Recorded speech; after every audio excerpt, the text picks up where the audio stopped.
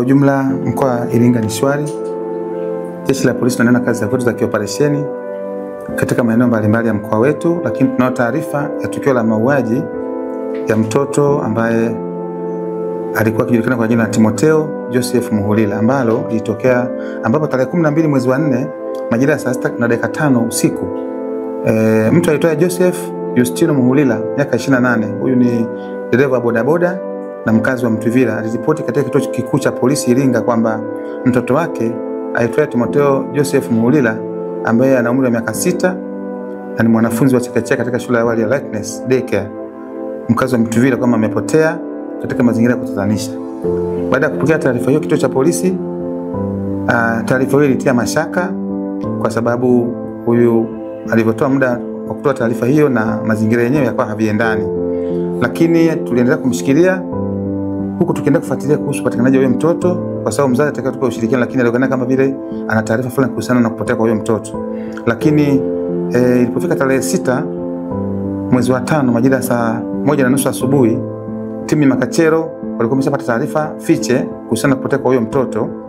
Lakini baada ya kumhoji upya mtuhumiwa huyo kutokana na hizo taarifa, alieleza kwamba mnamo tarehe 28 mwezi wa 3 mwaka 2025 alimchukua mtoto huyo kutoka kwa mama yake kwa lengo la kuja kumsalimia.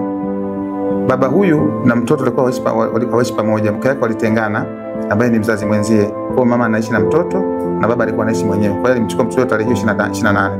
Lakini anamedai kwamba ilipofika tarehe 11 mwezi wa 4 mtuhumiwa alimwacha mtoto nyumbani kwake na kwenda kulala nyumbani kwa mama yake, kwa mama huyo mtoto ambaye hawaishi pamoja.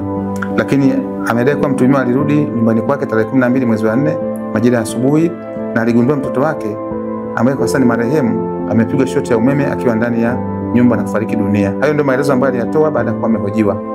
Sasa baada ya kuelekea kwenye eneo la tukio lakini anadai kwamba alipata hofu kwamba akitoa taarifa ya mtoto kupigwa na shoti ya umeme itakuwa tatizo kwake. Kwa hiyo akaamua kumkatakata mtoto vipande vidogo vidogo na kuvudumbukiza chooni na kuflash kwenda kwenye shimo la choo.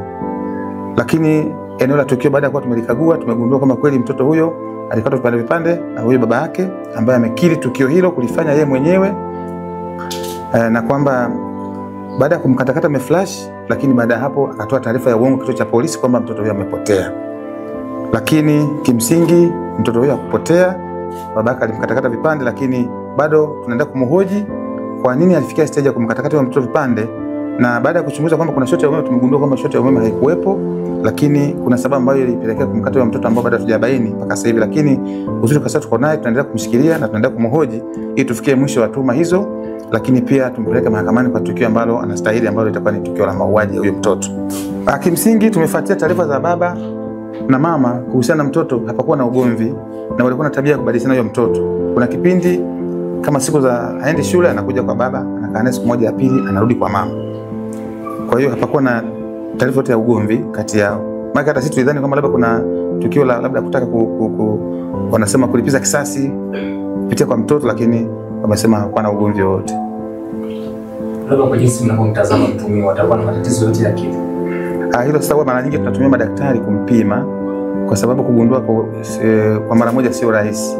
Na mara nyingi kama tukio kama haya, kama tukio nimesema mauaji, lazima tu mtu apimwe akili na madaktari kuthibitisha kama akili yake iko timamu. Lakini kwa mazingira ya kawaida ukimuona unamwona mtu kwa kawaida.